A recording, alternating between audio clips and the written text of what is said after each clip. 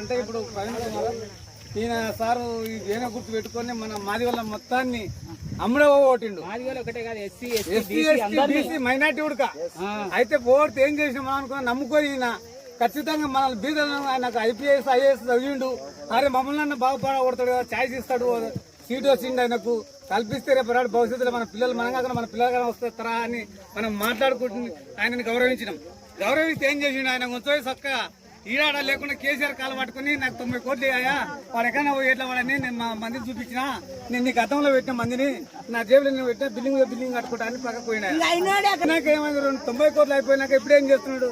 అప్పుడేమో అయిపోయింది నేను గుర్తు పెట్టుకొని వచ్చి ఇప్పుడేమో వచ్చింది కేసీఆర్ కాళ్ళ కాడ వచ్చింది పడుతున్నాడు. కేసీఆర్ కాలు బొమ్మ ఇట్లా ఆడుకొని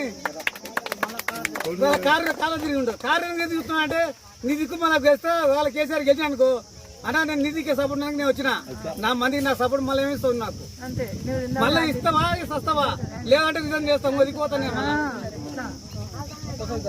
మన ఎస్సీలకు బీసీలకు అందరికి సాయం చేస్తాడు, నిలబడ్డాడు, బాగుంది నిలబడ్డాడు, పోరాడి తిరిగి పోరాడి ఏం చేసిండు అదే పోరాడ గెలిచినా సరే గెలవకున్నా సరే అని ఇంట్లోనే ఉంటే ఆయనకు హోదా ఉంటుండే.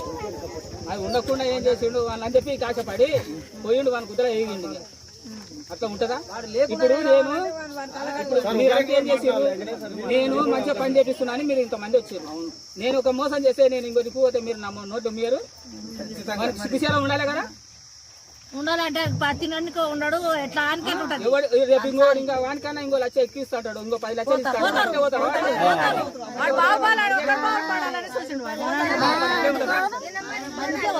మంది మీద పైసలు వస్తున్నాయి తింటున్నాడు. పిల్లల మొత్తం పిల్లలు